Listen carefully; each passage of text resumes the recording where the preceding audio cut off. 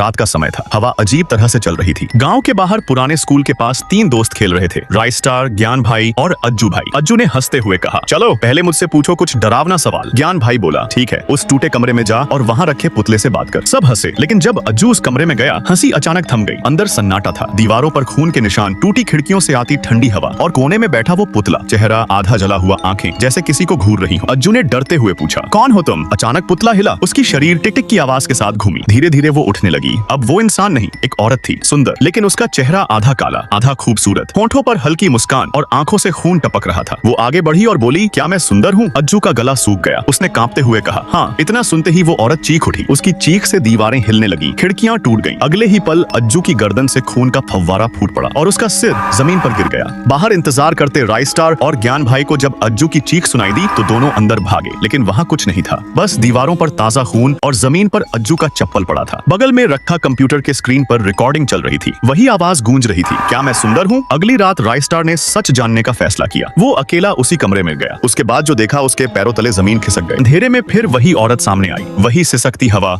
वही लाल आंखें। उसने कहा, क्या मैं सुंदर हूँ? राइस्टार ने आंखें झुकाकर कहा, तुम खूबसूरत नहीं, खौफ हो। इतना सुनते ही उसकी आंखें लाल हो गईं। वह राइस्टार के चारों तरफ घूमने लगी। उसने चीख कर कहा, तो अब तुम मेरा चेहरा सदा याद रखोगे। अगली सुबह लोगों ने स्कूल के पास एक नया पुतला देखा, मुस्कुराता हुआ, आंखें खुली हुई, और सबसे डरावनी बात, उस पुतले के पीछे दीवार पर खून का एक कागज था जिस पर लिखा था, अगला नंबर ज्ञान भाई का है। गांव के लोग जल्दी जल्दी अपने घरों में भाग रहे थे। हर किसी के चेहरे पर डर था, जल्दी भागो वरना टुंग टुंग की आत्मा जिंदा नहीं छोड़ेगी। गांव में यह कहानी अब सच बन चुकी थी। हर रात 12 बजे एक सर कटा टुंग टुंग आता था, हाथ में खून से भीगी तलवार, आंखें लाल और हवा में तैरते हुए। वह हर घर से सोना चांदी लूट लेता और जिनके पास कुछ नहीं होता उन्हें गोलियों से भून देता। कहा जाता था कि जो भी उसका नाम लेता उसकी गांव के लोग बोलते भी नहीं थे, बस डरते थे, जीते हुए भी मरे जैसे। पेड़ सूख गए, खेत उजड़ गए और बच्चों की हंसी गांव से गायब हो गई। एक रात जब टुंग टुंग फिर गांव में आया, लोग अपने घरों में छिप गए, लेकिन उसी वक्त आसमान से एक रोशनी चमकती। लोगों ने देखा, एक छोटा लड़का हवा में उड़ता हुआ आ रहा था, चेहरे पर आत्मविश्वास, आंखों में सच्चाई। वो धीरे धीरे गांव के बीच उतरा। एक बूढ़ी औरत कांपते हुए बोली, बेटा भाग जा, यहाँ मौत रहती है। लड़के ने मुस्कुराते हुए कहा, मैं भागने नहीं, बचाने आया हूँ। उसने अपनी आंखें बंद की और अचानक उसके चारों ओर लाल आग फैल गई। वह कोई और नहीं, गांव का रक्षक राइस्टार था। अब डरने की जरूरत नहीं, उसने कहा, आज रात टुंग टुंग का आतंक खत्म होगा। 12 बजे की घड़ी बजी, आसमान गरजा, हवाएं तेज हुई और धरती कांपने लगी। टुंग टुंग फिर प्रकट हुआ, तलवार लहराता हुआ, आंखों से खून टपकता हुआ। वह दहाड़ा, कौन है जो मेरी राह में खड़ा होगा? राइस्टार हवा में उठा और बोला, मैं हूँ राइस्टार। तू निर्दोषों को क्यों मारता है? क्या चाहता है तू? टुंग टुंग की आवाज कांपी, मुझे मत मारो, मैं सब बताता हूँ। राइस्टार ने अपनी तलवार नीचे की ओर सुना। टुंग टुंग बोला, सालों पहले मैं डकैत था। मैंने इस गांव का सारा सोना लूटकर एक पुरानी हवेली में छुपाया था। मुझे लगा मैं अमीर बन जाऊंगा, पर एक आदमी ने मुझे हवेली में जाते देखा और मेरे दुश्मन व्हाइट 444 को खबर दी। वो आया, मुझे घेर लिया और पूछा, सोना कहाँ है? मैंने नहीं बताया, उन्होंने मुझे गोली मार दी। सुबह सुबह राइस्टार घर से बाहर जा रहा था, तभी उसने देखा उसके 2 दोस्त एक नई चमचमाती कार लिए खड़े जोर जोर से गाने चला रहे थे और म्यूजिक पर झूम रहे थे। राइस्टार पास गया और बोला, अरे भाइयों, इतनी खुशी किस बात की? दोनों हंसते हुए बोले, अरे ओ गरीब के बच्चे, देख यह नई कार है, हमारे पापा दुबई से लाए हैं। तेरी तो औकात भी नहीं है ऐसे गाड़ी की सीट पर बैठने की। इतना कहकर उन्होंने राइस्टार को धक्का देकर भगा दिया। राइस्टार की आंखों में आंसू आ गए। वो धीरे धीरे चलकर घर पहुंचा। घर के बाहर उसके पापा जमीन पर बैठे थे, एक छोटी सी टोकरी में फूल सजाकर बेच रहे थे। राइस्टार रोते हुए बोला, पापा मेरे दोस्तों ने मुझे मारा और कहा कि मेरी औकात नहीं है कार में बैठने की। पापा ने मुस्कुराते हुए उसका सिर सहलाया और बोले, बेटा तुम ऊपर जाकर पढ़ाई करो, शाम तक मैं तुम्हारे लिए एक कार लेकर आऊंगा। ये कहकर उन्होंने अपना पुराना झोला उठाया और शहर की ओर निकल पड़े। लेकिन उनके पास तो एक भी रुपया नहीं था। कड़ी धूप में सड़क किनारे वो फूल बेचते रहे। ले लो ताजे फूल, खुशबूदार फूल। पूरा दिन बीत गया मगर एक भी फूल नहीं बिका। थके हुए वो पेड़ के नीचे बैठे थे, तभी एक लड़का आया, नाम था ज्ञान। उसने कहा, अंकल ये सारे फूल कितने के हैं? पापा बोले, बेटा ये सारे फूल 5000 के हैं। ज्ञान मुस्कुराया और बोला, अच्छा ठीक है, मैं इन्हें 10,000 में लेता हूँ। उसने पैसे दिए और फूल खरीद कर चला गया। राइस्टार के पापा ने उसके आगे हाथ जोड़कर कहा, बेटा भगवान तुम्हारा भला करे। असल में जब राइस्टार अपने पापा से बात कर रहा था, तब ज्ञान दरवाजे के बाहर खड़ा सब सुन रहा था। शाम को जब पापा घर लौटे तो उनके हाथ में एक पुरानी लेकिन बहुत खूबसूरत सेकंड हैंड कार थी। राइस्टार की आंखें चमक उठी। वो खुशी से कार के चारों ओर घूमने लगा, फिर पापा से लिपट गया। पापा आप दुनिया के सबसे अच्छे पापा हो। फिर मुस्कुराकर बोला, मैं खुश तो हूँ पापा, लेकिन आपने मेरे लिए इतना किया। और लोगों ने चैनल को सब्सक्राइब तक नहीं किया। ठंडी रात थी। गांव के एक कोने में टूटी झोपड़ी के अंदर एक माँ अकेली बैठी थी। बाहर हर तरफ पटाखों की आवाज थी, पर उसके घर में सन्नाटा। माँ भी दीप जला रही थी, पर हाथ कांप रहे थे। धीरे से बोली, पता नहीं मेरा बेटा रायस्टार अब कैसा होगा, नेता बन गया है, लेकिन माँ को याद करता भी है या नहीं। उसकी आंखों में आंसू थे। दीप जलाने की कोशिश की, पर हवा हवा ने बुझा दिया। वो हंसने की कोशिश करती है पर आवाज गले में अटक जाती है। उधर शहर में हजारों लोगों के बीच राय स्टार मंच पर था। चारों ओर शोर मची थी,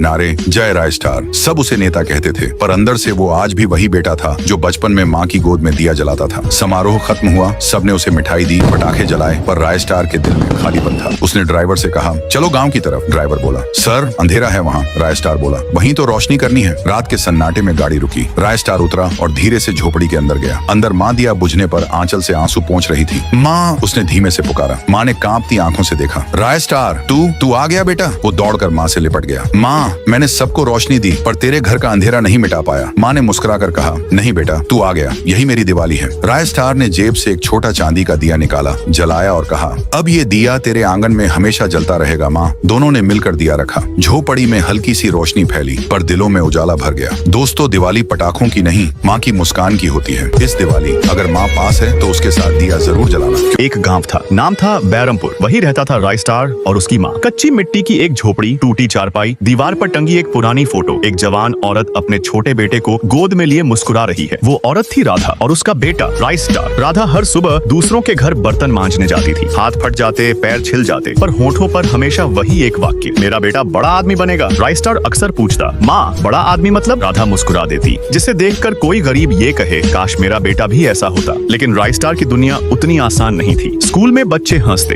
अरे ये तो बर्तन वाली का बेटा है। वो चुपचाप अपनी आंखें बंद कर लेता, लेकिन दिल में आग जलती रहती। रात को जब माँ के फटे हाथों को देखता तो मन में सोचता, अब माँ के हाथ काम नहीं करेंगे, बस दुआ करेंगे। पर किस्मत को शायद अभी और परखना था। एक दिन राधा बीमार पड़ गई। खून की उल्टियाँ, सांस रुक रुक कर चल रही थी। राय स्टार डॉक्टर के पास भागा। साहब, मेरी माँ को बचा लीजिए। डॉक्टर ने बिना देखे कहा। पहले एडवांस दो। राय स्टार जेब टटोला, एक भी रुपए नहीं थे। उसने गिड़गिड़ाते हुए कहा, साहब मेरी माँ ही मेरी दुनिया है। लेकिन कोई सुनने वाला नहीं था। वो भागा गाँव के मंदिर में, घुटनों के बल गिरकर बोला, भगवान तूने सब छीन लिया पर मेरी माँ को मत लेना। अगले दिन सुबह झोपड़ी में सन्नाटा था। माँ का शरीर ठंडा पड़ चुका था। राय स्टार उसकी गोद में सिर रखे बस रोता रहा। माँ देखो ना, आज कोई नहीं हंस रहा मुझ पर। उसने माँ को मिट्टी में दफनाते हुए कहा, अब मैं वही करूंगा जो तू चाहती थी। ऐसा बेटा बनूंगा जिस पर तू गर्व करेगी। कई साल बाद वही राय स्टार शहर का सबसे बड़ा प्रोफेसर बन गया। सुबह का वक्त था। राय स्टार अपने बेटे राजू के साथ सो रहा था। पत्नी मुस्कान आई और बोली, एजी उठो, सुबह हो गई है। दोनों बाप बेटा तैयार होकर अपनी अपनी राह निकल गए। राय स्टार नौकरी पर और राजू स्कूल। शाम का वक्त आया। राजू स्कूल से लौटा। घर में कोई नहीं था। राजू ने धीरे से आवाज लगाया, माँ कहाँ हो तुम? कोई जवाब नहीं। जब उसने ऊपर जाकर देखा तो उसकी आंखों के नीचे जमीन खिसक गई। मुस्कान किसी और मर्द के साथ थी। वह था White 444। राजू रोते हुए बोला, माँ ये क्या कर रही हो? White 444 गुस्से में बोला, चुप रहे वरना तुझे तेरे पापा के पास भेज दूंगा। मुस्कान ने डर और शर्म के बीच अपने ही बेटे को धक्का दे दिया। दिन बीतते गए और एक दिन दोनों ने मिलकर राजू को खत्म कर दिया। जब राय स्टार घर आया, मुस्कान ने रोते हुए कहा, राजू को करंट लग गया, अब वो नहीं रहा। राय स्टार फूट फूट कर रोया, पर उसे क्या पता था, सच्चाई कुछ और थी। कई साल बीत गए। राय स्टार एक दिन कुछ भूलकर घर लौट आया। दरवाजे के बाहर White 444 की गाड़ी देखी। कमरे में गया तो देखा मुस्कान उसी के साथ थी। राय स्टार की आंखें भर आईं। वो बोला, मुस्कान तुमने पैसे के लिए हमारे बेटे को मार डाला। White 444 ने हथियार उठाया, पर राय स्टार ने भी हिम्मत नहीं हारी। एक ही वार में राय स्टार ने उसे खत्म कर दिया। फिर राय स्टार ने मुस्कान को जिंदा जला दिया। वो टूटा लेकिन झुका नहीं। उसने राजू की तस्वीर को देखकर बस इतना कहा, बेटा तेरी माँ ने गलती की पर तेरी याद ही अब मेरी ताकत है। यह कहते ही राय स्टार की आंखों में आंसू भर आए। दोस्तों, प्यार अगर सच्चा हो तो धोखा उसकी मौत होती है।